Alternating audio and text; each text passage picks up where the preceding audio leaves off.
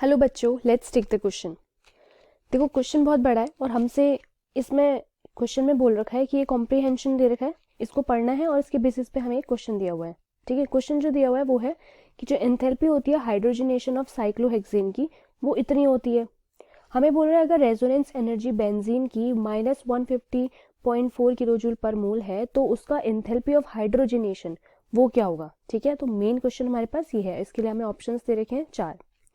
So let's see कि हम इसे कैसे कर सकते हैं। सबसे पहले इसका की कॉन्सेप्ट देख लेते हैं।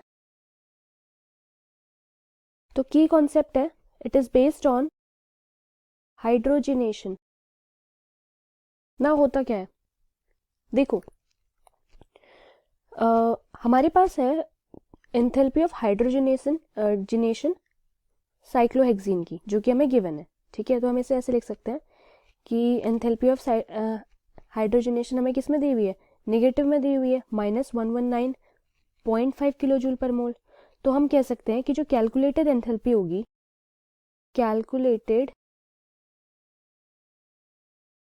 एंथैल्पी ऑफ बेंजीन कितनी होगी, that will be 3 into -119.5 kilo joule per mole.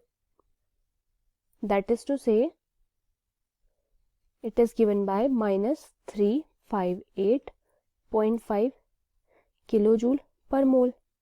ठीक है, अब देखो जो रेजोनेंस एनर्जी हमें दे रखी है, इसमें रेजोनेंस एनर्जी कितनी है, -150.4 किलोजूल पर मोल। और हमें क्या पता है, वी नो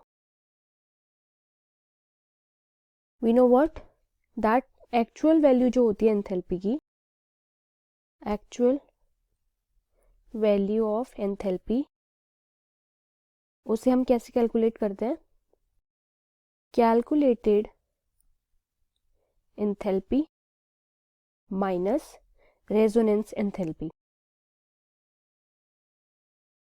ठीक है, तो देखो हमें निकालना क्या है, it's enthalpy of hydrogenation.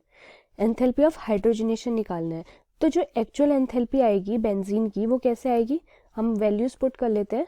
Calculated enthalpy हमने कितनी निकाली अभी, -358.5। इसमें से हमें क्या सब्ट्रैक्ट करना है, रेजोनेंस एंथैल्पी, जो कि कितना है -150.4, जो हमें यहाँ क्वेश्चन में गिवन है। ठीक है, तो इसको सॉल्व करते हैं तो हमें मिलेगा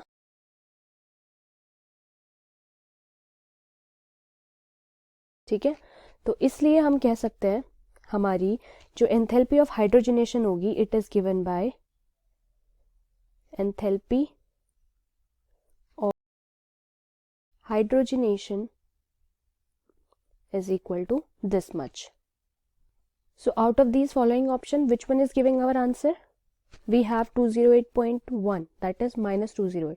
तो हमारा ऑप्शन नंबर ए करेक्ट हो जाएगा. This is our final answer.